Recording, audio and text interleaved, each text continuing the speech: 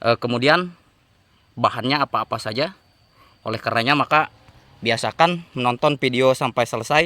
Saya teman-teman simak, ini buahnya sudah mulai nampak. Semuanya bagus, tidak ada yang mengalami layu sama sekali ya teman. Dan satu hal yang menarik adalah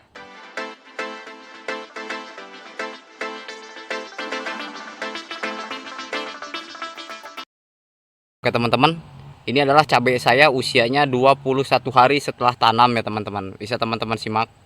Jadi kalau pertumbuhannya bantet, simak terus video ini sampai selesai agar tanaman cabai yang teman-teman miliki tidak bantet ya teman-teman, atau pertumbuhannya kurang bagus ya. Nah, bisa teman-teman simak sebagaimana yang telah saya jelaskan pada video sebelumnya, bahwa untuk tanaman cabai saya awalnya kurang menarik, tapi setelah 21 hari setelah tanam ya teman-teman, bisa teman-teman simak, ini buahnya sudah mulai nampak ya teman-teman. Ini per pohon semuanya bagus, tidak ada yang mengalami layu sama sekali ya teman-teman. Dari 2.500 batang tanam, 2.500 pohon, 2.000 batang tanam, semuanya bagus tanpa mulsa ya teman-teman. Nah, saya teman-teman simak, ini buahnya sudah mulai banyak semua ya teman-teman, per pohon sampai ujung sana. Dan satu hal yang menarik adalah keempat bedengan yang sebelah sana itu belum sempat saya kasih magnesium. Nah, pada kesempatan hari ini, bagaimana cara agar tanaman cabai kita tidak mengalami bantet? Karena banyak di kolom komentar yang bertanya, katanya bang, tanaman cabai perawit Pelita 8F1 saya kok jadi bantet-bantet ya teman-teman, atau tidak tumbuh subur seperti yang saya miliki ya teman-teman. So, teman-teman simak 21 hari untuk pertumbuhannya. Jos ya teman-teman, mantap.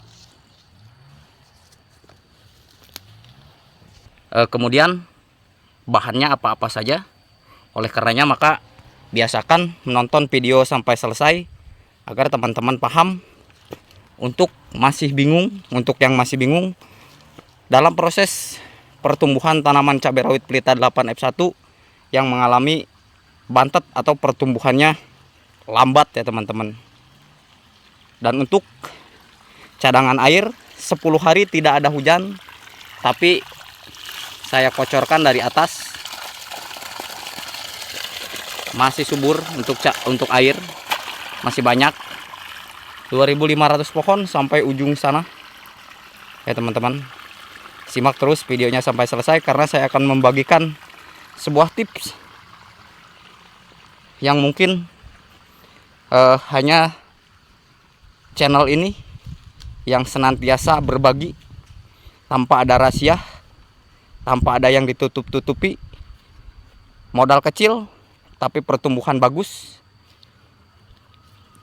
dan dijamin tumbuh subur setiap pohon seperti ini ya teman-teman.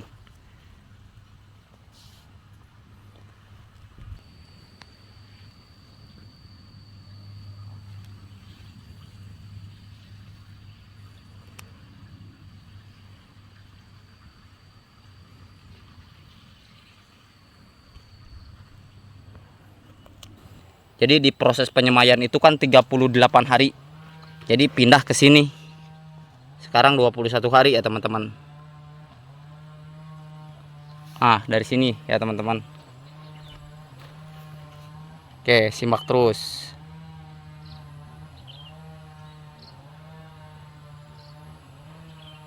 Kita ke sebelah bawah.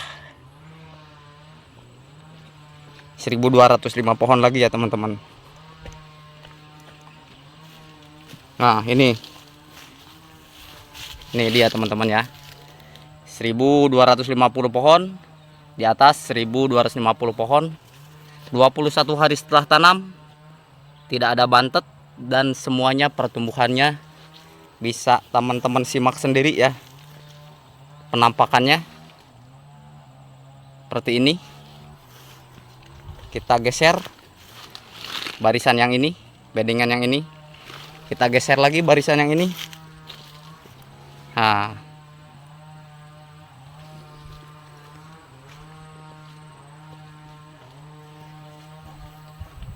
Bisa teman-teman simak ya. Nih untuk buahnya. Di barisan yang ini sama karena kita serentak penanamannya 1 hari langsung karyawan tanam. Seperti ini hasilnya. Dan untuk bahan-bahannya setelah 21 hari ini ya teman-teman, kemarin kan di usia 14 hari setelah tanam saya melakukan proses pengecoran dengan melakukan NPK 1616 ya teman-teman. Dengan NPK 1616 bisa disimak pada video sebelumnya. Dan untuk mulai ke fase generatif atau fase mulai pembuahan seperti ini ya teman-teman, kita melakukan proses pengocoran dengan menggunakan magnesium ya teman-teman. Magnesium sulfat ini dari produk Patani. Saya tidak ada di endorse atau ada kepentingan lain, tetapi demi keberlangsungan tanaman cabai yang teman-teman miliki, ini saya sepil langsung untuk proses pemupukan usia tanaman cabai di 21 hari.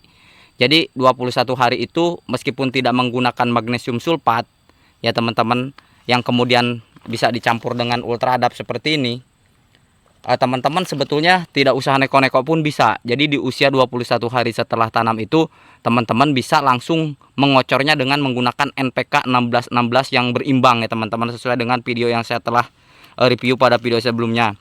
Tapi karena memang untuk proses penanaman pada kesempatan kali ini saya ingin mendoping atau mendongkrak agar nantinya pertumbuhan tanaman cabai yang saya miliki itu mencapai 2 meter lebih ya teman-teman. Jadi saya mendoping atau mendongkraknya dengan magnesium sulfat dan ultradap seperti ini. Ini di fase generatif baik pun fase vegetatif ini bisa ya teman-teman. Dan kemudian ini untuk pupuk hayatinya.